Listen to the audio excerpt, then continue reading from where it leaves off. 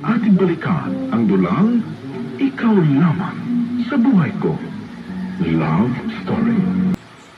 Willie, ano nangyari? Nag-cardiac arrest si Ate Pam. Ha? 2 beses sinubukang i-revive. Pero Ilipay? Ano yun? Sabihin mo, ano nangyari? wala na si ate. Hindi na niya kinaya. Ano, apo ko? Nasa loob. Ayaw bumilos kasi nasa mami niya.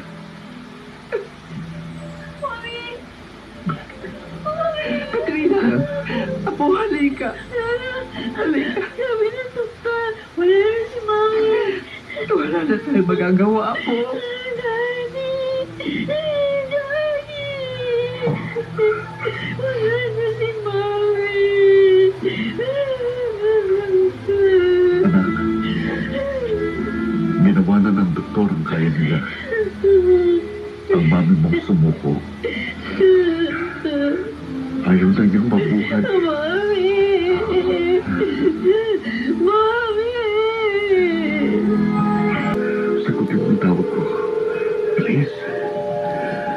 Ana, Hello, Carlo? Hana, salamat. Nasa office. Sorry. Alam kong nakaka-istorbo ko, pero... Hello. Hana, andyan ka pa ba? Oo, Narinig mo ba ako? Pwede ba magkita tayo ngayon mismo?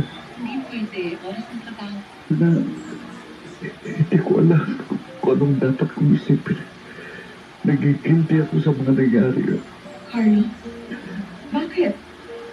Wala na si Belle. Wala na siya, Hana.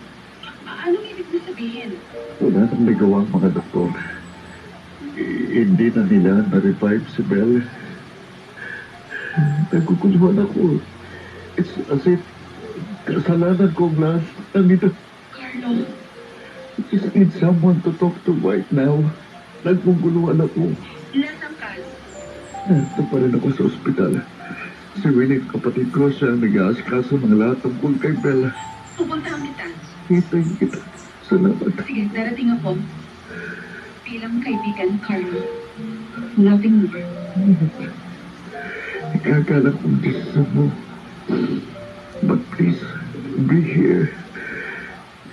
Kahit ngayon lang, I just need you to be here.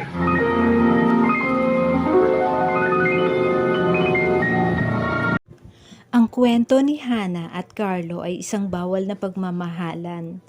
Nakatakdang maging abogado si Hana, kaya't umiwas na siya kay Carlo.